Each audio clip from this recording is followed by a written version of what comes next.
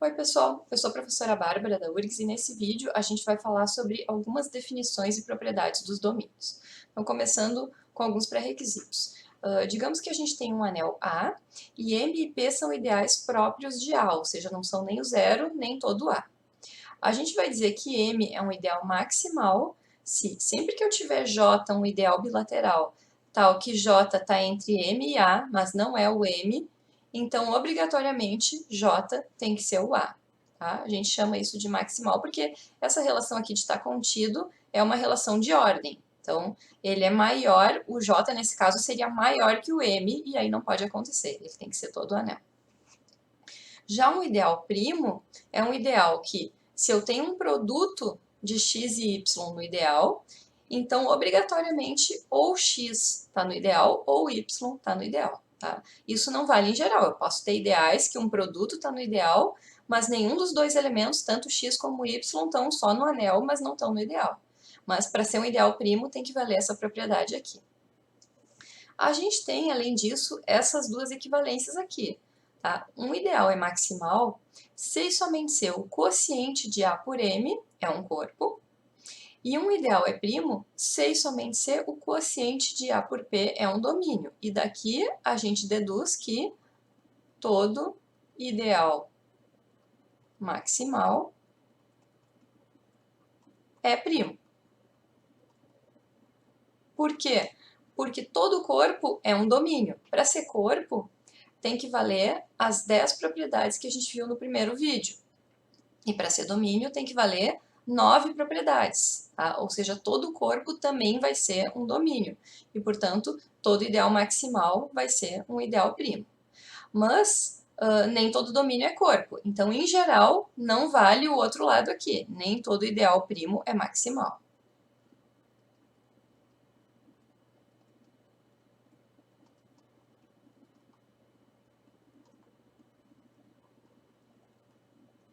Tá? Em alguns casos vai valer essa volta, mas a gente vai ver mais adiante nesse vídeo, mas nem sempre. Agora que todo ideal maximal é primo, isso aqui vale sempre. Bom, a gente também tem esse teorema aqui chamado teorema de Krull, que garante o quê? Se a gente tem um anel com unidade e um ideal de A, que não é todo anel A, então com certeza existe M, um ideal maximal, que contém I, ou seja, I está contido no maximal, que está contido no A, mas não é o próprio A. Tá? Eventualmente, quando esse I já for maximal, o M pode ser o próprio I. Se o I não for maximal, então vai ter um outro ideal que contém esse I. Tá? A gente não vai ver a demonstração desse teorema, mas a gente, para demonstrar isso aqui, a gente usa o lema de Zora. Tá? Na verdade, o vídeo de hoje ele vai ser um apanhado de várias coisas e muitas eu não vou demonstrar. Muitas vão estar nos exercícios, outras só vão estar na bibliografia, então várias coisas da aula de hoje, desse vídeo aqui, eu não vou demonstrar. Então agora a gente vai ver algumas definições que a gente já está familiarizado dos inteiros, mas vamos ver elas no caso geral de um domínio qualquer. Então a gente está partindo que D é um domínio, ou seja, é um anel comutativo com unidade sem divisores de zero. Não necessariamente ele tem inversos. A gente vai dizer que B é um divisor de A, que a gente pode usar essa notação aqui, B divide A, né? Barrinha quer dizer divide, se existe um C tal que A é igual a B vezes C. Tá? Isso é equivalente a dizer que A é um múltiplo de B. Outra definição é que A e B são associados, se eu posso escrever A como B vezes U, onde U é um elemento invertível do domínio, e isso quer dizer, equivalentemente, que B é escrito como A vezes o inverso de U. Né? Como U é inversível, eu posso multiplicar pelo inverso, então tanto A é B vezes 1 inversível, como B é A vezes 1 inversível. Tá? E essa notação aqui, D asterisco, quer dizer todos os elementos de D que têm inverso. D, pertencente ao domínio, é o máximo divisor comum de um conjunto de elementos do domínio, se D divide todos esses elementos, né, para todo I, e além disso, se tem algum outro elemento que divida todos os A's, então obrigatoriamente esse elemento divide D, ou seja, D é o maior possível, né, porque essa noção de divisibilidade ela também pode ser uma relação de ordem.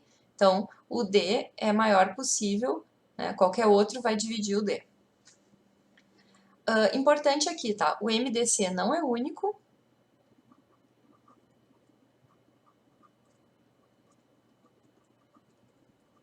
E nem sempre existe.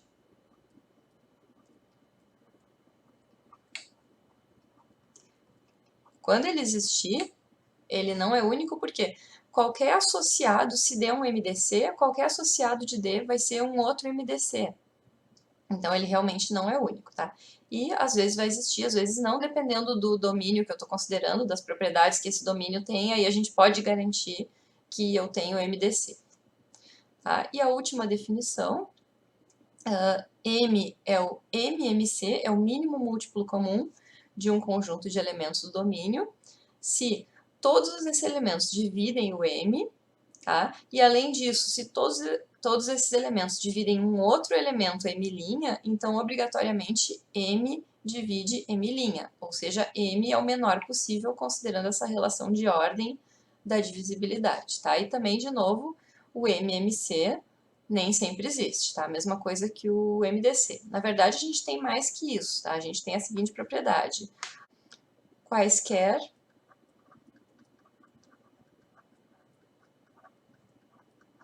elementos de D possuem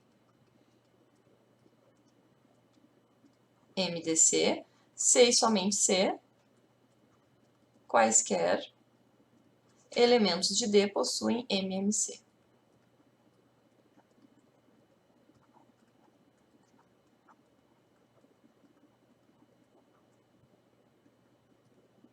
Ou seja, é equivalente dizer que num domínio todos possuem MDC ou todos possuem MMC. Se vale uma coisa, vale a outra.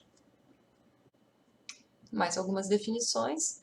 A gente diz que X, um elemento que está no domínio, que não é zero e que não é invertível, ele é um elemento irredutível. Se, quando eu escrevo x igual a vezes b, então obrigatoriamente a é invertível ou b é invertível. Eu não tenho como fatorar ele, exceto se um dos fatores for uma unidade. E x, da mesma forma, no domínio menos o zero e não invertível, é dito um elemento primo se x divide a vezes b implica que x divide a ou x divide b. Tá? Primeira observação, sempre que a gente tem um elemento primo, a gente tem um elemento irredutível.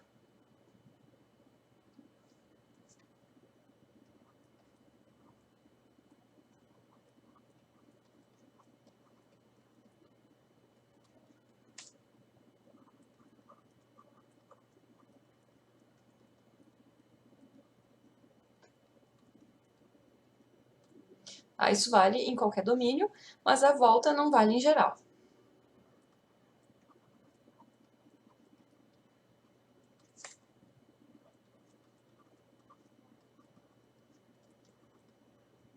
A gente vai ver nesse vídeo em que casos que vale a volta, a gente pode garantir que vale a volta, mas em geral não, em geral a gente não pode garantir. Então, o primeiro tipo de domínio que a gente vai estudar seria um domínio euclidiano. O que significa isso? É um domínio que a gente consegue definir uma função φ de d menos o zero nos naturais, tal que, para todos A e B no domínio com B diferente de zero, existem T e R no domínio, tais que A é igual a B vezes T mais R e φ de R é menor que φ de B ou R é igual a zero. Tá? Porque no zero a φ não estaria definida, então aqui eu preciso ser um caso separado. E 2, φ de A é menor ou igual a φ de AB para todos A e B no domínio menos o zero. Então, a primeira coisa que a gente observa é que isso aqui é uma generalização da divisão euclidiana que a gente tem naturalmente nos inteiros, que a gente já conhece também no anel de polinômios. Tá? Isso aqui seria uma generalização da divisão. E outra coisa que a gente pode observar é que essa condição 2 aqui, ela não é necessária. Tá? Essa condição 2 não é necessária.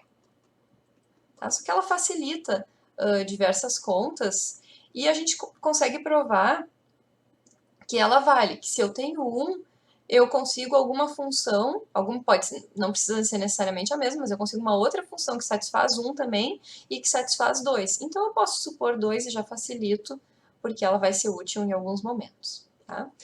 Exemplos de domínios euclidianos. Qualquer corpo é um domínio euclidiano. Eu posso definir a função que leva todo elemento do corpo no 1. Isso aqui vai satisfazer essas condições aqui de cima, né? O A é diferente de zero, ela não está definida no zero. Os inteiros também vai ser um domínio euclidiano. Eu posso definir φ de z igual a módulo de z para qualquer inteiro, isso vai satisfazer também. Z adjunção I também é um domínio euclidiano, só que aqui eu vou definir um pouquinho diferente, eu vou definir φ de A mais BI igual a ao quadrado mais B ao quadrado, isso aqui vai satisfazer. E um anel de polinômios onde os coeficientes estão num corpo, também vai ser um domínio euclidiano, onde eu posso definir φ de um certo polinômio P como sendo o grau de P. Tá? Dá para provar que essas funções aqui satisfazem as condições que eu estou pedindo para ser domínio euclidiano. Tá? E aí exemplos de anéis que não são domínios euclidianos. O anel de polinômios com coeficientes inteiros não é um domínio euclidiano. O anel de polinômios com duas variáveis também não é. Z adjunção raiz de menos 5 também não é. O anel de polinômios com duas variáveis e coeficientes reais, quocientado por esse polinômio aqui. Tá? Esse anel ele vai ter uma importância, por isso que eu estou dando esse exemplo aqui específico, assim como esse. Eles têm um motivo de estar aparecendo aqui.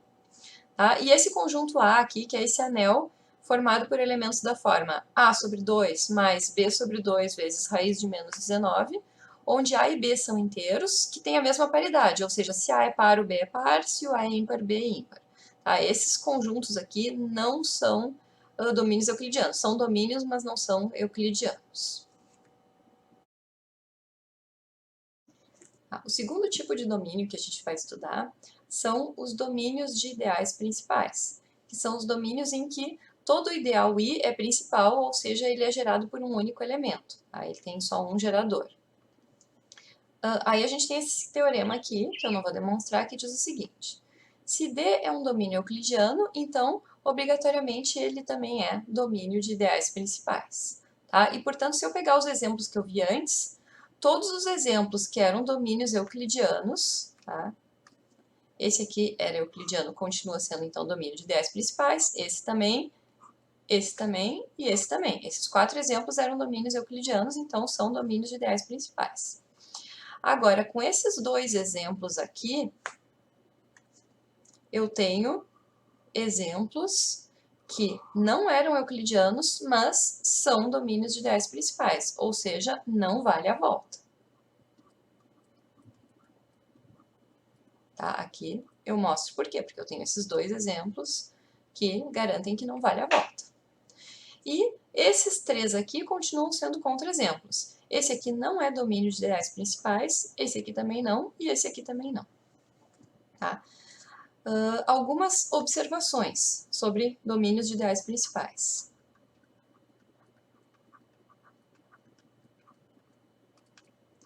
Observação 1.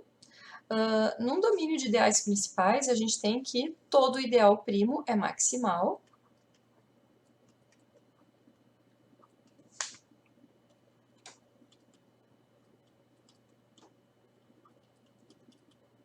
A gente sabe que em qualquer caso, todo ideal maximal é primo. Mas, no caso particular dos domínios de ideais principais, todo primo também é maximal, ou seja, essas noções aqui são equivalentes. E a outra observação é que, nos domínios de ideais principais, os ideais maximais são gerados por elementos irredutíveis.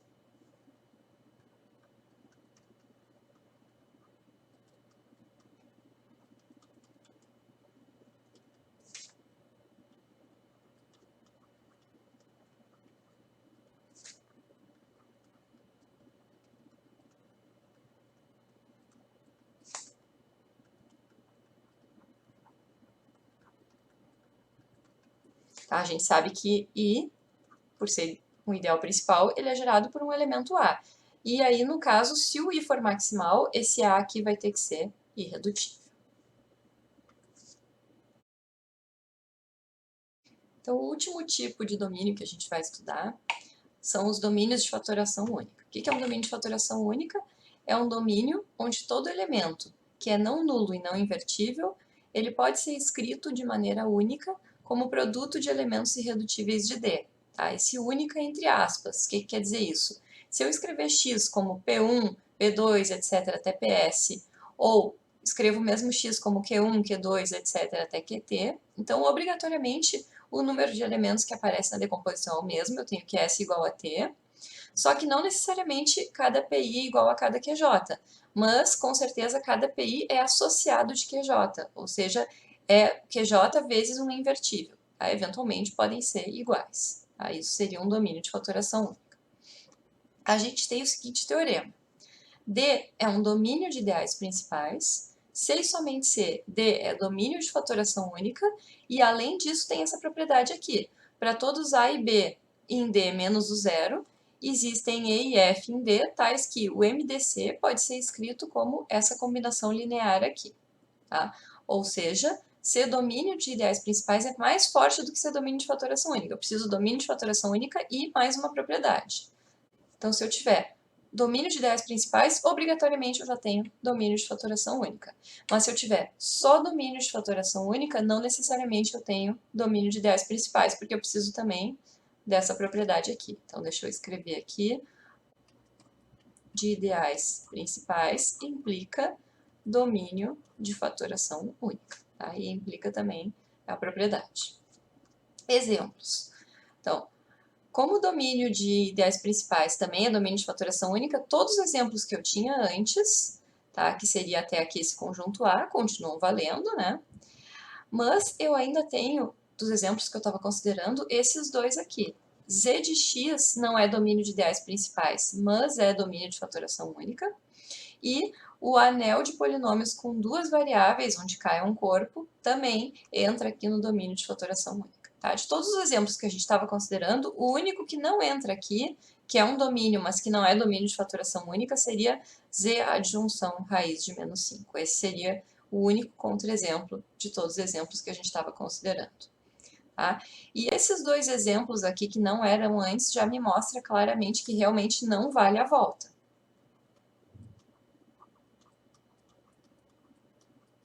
Ou seja, existem casos em que não vale essa propriedade aqui. Essa propriedade ela é necessária de estar aqui nesse teorema.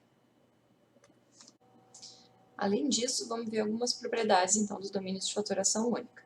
Se eu tenho D, um domínio de fatoração única, então a gente pode garantir que quaisquer dois elementos têm MDC e quaisquer dois elementos têm MMC.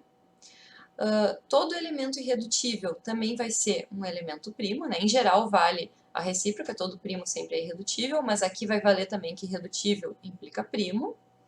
E que, se D é um domínio de fatoração única, então o anel de polinômios com coeficientes em D também é um domínio de fatoração única. E eu aplicando n vezes isso, eu consigo concluir que o anel de polinômios com n indeterminadas também vai ser um domínio de fatoração única. Então, vamos fazer um resumo dos conjuntos que a gente viu hoje. A gente viu que os corpos estão sempre contidos nos domínios euclidianos, porque todo corpo é um domínio euclidiano, tá? Essa contenção aqui é estrita. Tá? Existem domínios euclidianos que não são corpos. Os domínios euclidianos estão contidos nos domínios de ideais principais, e isso aqui também é estrito. Os domínios de ideais principais estão contidos nos domínios de fatoração única, tá? Aqui também eu tenho exemplos, sempre tenho exemplos que a contenção é estrita. Os domínios de fatoração única estão contidos nos domínios, tá? Eu mostrei um exemplo de um domínio que não é de fatoração única, e naturalmente os domínios estão contidos nos anéis, né? O domínio tem que exigir aquela propriedade de não ter divisores de zero. Eu tenho anéis que têm divisores de zero, como por exemplo as matrizes. E aí eu tenho também vários exemplos que isso aqui é estrito. Tá? E existem outros tipos de domínios também, que não, mais específicos, que não sejam esses três aqui, mas a gente não vai chegar a ver no curso. Esses três aqui são os mais importantes e a gente fica por aqui.